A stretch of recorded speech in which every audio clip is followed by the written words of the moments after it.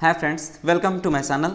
तो आज के शॉर्ट्स में हम केमिस्ट्री के एमसीक्यू सॉल्व करने वाले हैं। इसका लॉन्ग वीडियो आप मेरे डिस्क्रिप्शन में जा करके देख पाएंगे या फिर आप मेरे चैनल पर विजिट कर सकते हैं। वहाँ आपको केमिस्ट्री क्लास और प्रयोगशाला परिचारक नाम से एक प्लेलिस्ट मिलेगा जिसमें जा करके आप सारी वीडियो को आसानी से देख पाएंगे।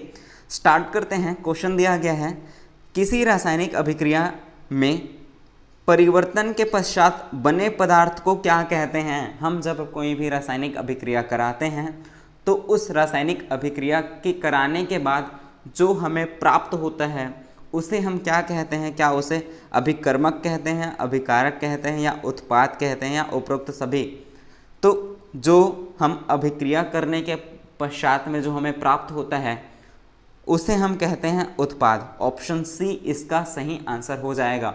जैसे एग्जाम्पल समझते हैं, जब हम सुक्रोज का रासायनिक अभिक्रिया करते हैं, ठीक है, जल के साथ उसका अपघटन कराते हैं तो हमें ग्लूकोज और फ्रक्टोज प्राप्त होता है। ये उत्पादन हुआ, ठीक है, उत्पाद है ये। और जो सुक्रोज है वो एक अभिकारक है।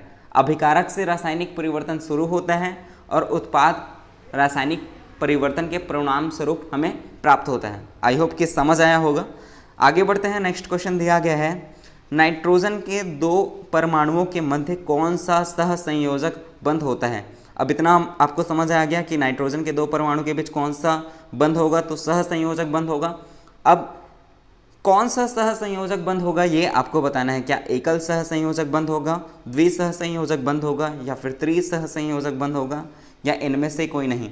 अब इसका आंसर आप तब बता पाएंगे जब आपको परमाणु क्रमांक पता होगा नाइट्रोजन का, और परमाणु क्रमांक पता होने के बाद आपको उसका इलेक्ट्रॉनिक विन्यास करना पता होना चाहिए। जैसे नाइट्रोजन का जो परमाणु क्रमांक होता है वो होता है 7, ठीक है। जब हम इसका इलेक्ट्रॉनिक विन्यास करेंगे तो ये 2 और 5 में परिवर्तन होगा, ठीक है, 2 और 5 में विभक्त होगा।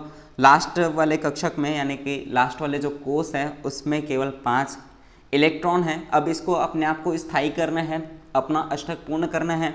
अब अष्टक पूर्ण कब होगा, जब इसके बाहरी कोष में 8 इलेक्ट्रॉन हो। अभी इसके पास केवल 5 इलेक्ट्रॉन है तो इसको 3 इलेक्ट्रॉन की और आवश्यकता है, ठीक है। 3 इलेक्ट्रॉन प्राप्त होगा तो 8 हो जाएगा। तो ये क्या करेगा, हमें 2 नाइट्रोजन परमाणु, मतलब ये नाइट्रोजन परमाणु और ये नाइट्रोजन परमाणु, तो ये क्या करेंगे, ये अपने 3-3 इलेक्ट्रॉन का साझा करेंगे, ठीक है, आपस में 3-3 इलेक्ट्रॉन का साझा करेंगे, जिससे इसका भी जो बाहरी कोष में इलेक्ट्रॉनों की संख्या 8 हो जाएगी और इसके भी बाहरी कोष में इलेक्ट्रॉनों की संख्या 8 हो जाएगी। तो ये आपस में साझा करेंगे 3-3 इलेक्ट्रॉनों का, इसलिए